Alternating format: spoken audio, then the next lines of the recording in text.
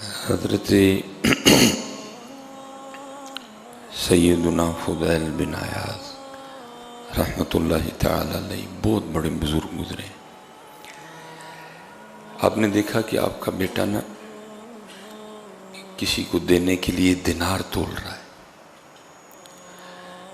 تو جو دینار تھے نا ان کے اوپر مٹی لگی ہوئی تھی، کیونکہ تول کے دینے تھے کسی کو، تو ظاہر ہے مٹی کی قیمت تو کچھ بھی نہیں، اور دینار تو دینار تھے، لیکن وہ نا دیناروں کے جو اوپر نقش ہوتا ہے نا بنا، ان پہ مٹی لگی ہے۔ تو اب وہ بچہ کر کیا رہا ہے کہ ہر دینار کے اوپر سے نا مٹی صاف کر رہا ہے تاکہ دیناروں کے وزن میں مٹی نہ تلے۔ ظاہر ہے جس کو اس کے ساتھ تو زیادتی ہو گئی، مٹی کی کوئی قیمت نہیں، دینار دینار ہے، تو وہ ہر دینار کے اوپر سے مٹی صاف کر رہا ہے۔ تو حضرت فضیل بن عیاض نے اپنے بیٹے کو دیکھا تو آپ نے فرمایا، میرے بیٹے تیرا یہ عمل کہ تو دیناروں کے اوپر سے مٹی صاف کر رہا ہے تاکہ مٹی بھی دیناروں کے وزن میں نہ تل جائے، تیرا یہ عمل 2 حج اور 2 عمرے کرنے سے افضل ہے حضرت، تیرا یہ عمل 2 حج اور 2 عمرے کرنے سے افضل ہے حضرت۔ لیکن اللہ معاف فرمائے ہمارا حال عجیب ہے یار، کم بھی تو لو۔ آج بھی تقریباً حضرت دودھ لینے جاؤ نا دکانوں پہ، تو وہ جو جس سے وہ دودھ دیتے ہیں حضرت، تھلوں میں چب ہے اور سائڈاں تے بھی چب نہیں حضرت، نیچے سے بھی نا اس کو دبا کے وہ اوپر کر دیا گیا، اور ویسے بھی اس کو نا چھوٹے چھوٹے، کم تو لو، ملاوٹ کرو حضرت، اور پھر کیا کرو، پھر عمرے پہ چلے جاؤ۔ لیکن وہ کیا فرما رہے ہیں کہ تیرا صرف یہ عمل کہ تو دیناروں کے اوپر سے مٹی صاف کر رہا ہے، یہ 2 حج اور 2 عمروں سے افضل ہے حضرت۔ کبھی کبھی حضرت کوئی اس طرح کا ولی ملتا ہے، ہم حضرت ادھر کو نارووال سائڈ پہ گئے، سردی بڑی زیادہ، تو کچھ چائے پینے کا پروگرام ہمارا بنا، ہم اترے، ہم نے چائے کے لیے کہا، تو نظر پڑی تو دکان پہ نا تھوڑی سی برفی بھی رکھی تھی، کوئی بزرگ تھے، تو ہم نے ان سے کہا کہ حضرت کو تھوڑی سی برفی بھی دے دیں ساتھ۔ تو میں نے حضرت اس بندے کو دیکھا کہ اس نے جب ترازو، چھوٹی سی وہ ترازو تھا، تو اس سائڈ پہ نا انہوں نے کاغذ رکھا اور اس کے اوپر برفی کے ٹکڑے رکھے، لیکن اس سائڈ پہ بھی انہوں نے کاغذ رکھا، اس کے اوپر پھر انہوں نے بٹے رکھے۔ یہ رب کا ولی تھا جی، وہ رب کا ولی تھا، کیونکہ حضرت جی کاغذ بھی تو برفی کے وزن میں تلنے لگا تھا نا ساتھ، کاغذ کے پیسے تو تھوڑے سے تھے، برفی 1200 روپے کلو تھی حضرت۔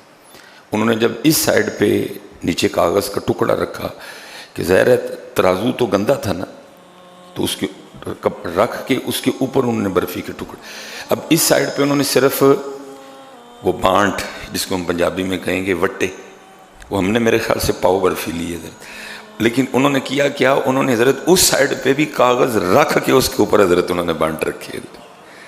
میں نے کہا اے جے ولی حضرت جی رب دا ہے، کیسا تول پورا ہے حضرت، کہ اگر ادھر کاغذ رکھا ہے تو پھر ادھر بھی کاغذ، تاکہ برفی کے پیسے لگیں حضرت، کاغذ کے پیسے برفی کے پیسے میں نہ لگیں۔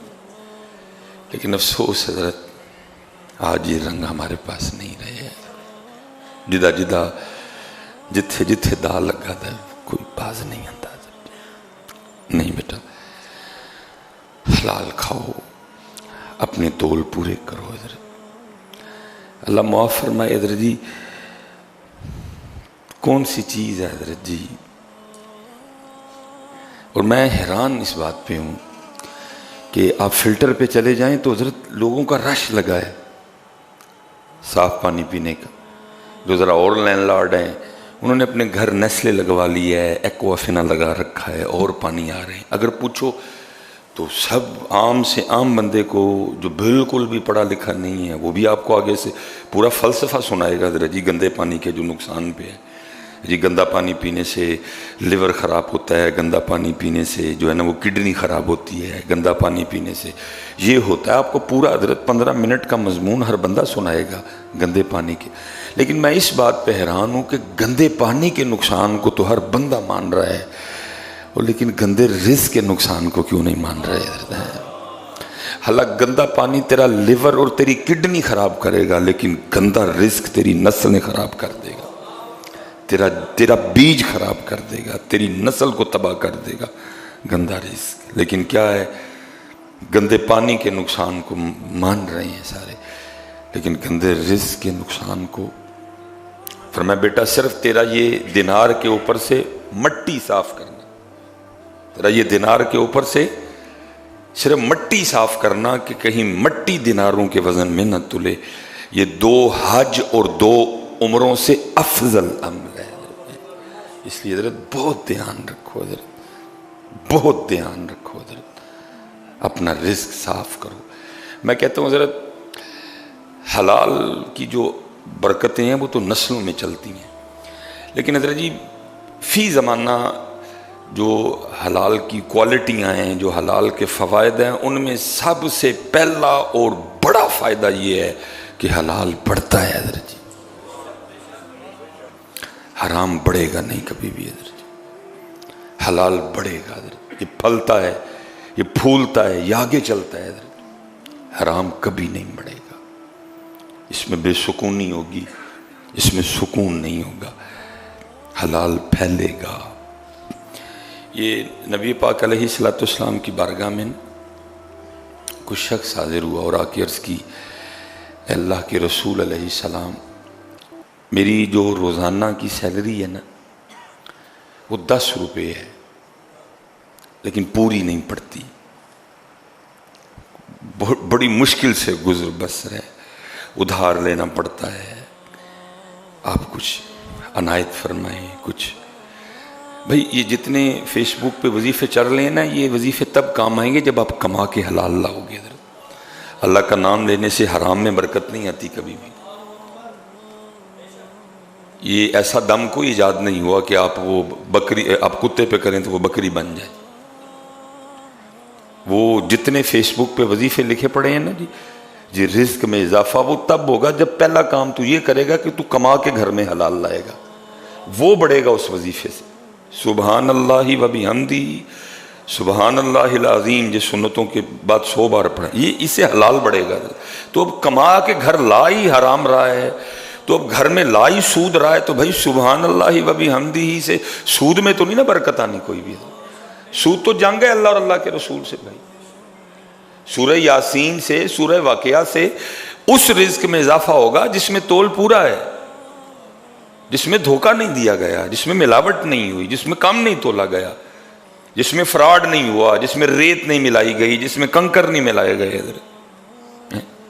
وہ ان وظائف سے بڑھے گا۔ وہ جو ہے ہی گندا ہے اس نے کیا بڑھنا اس وظیفے سے، اور بڑھتا ہے، اس میں قطعاً کوئی شک نہیں اتنی۔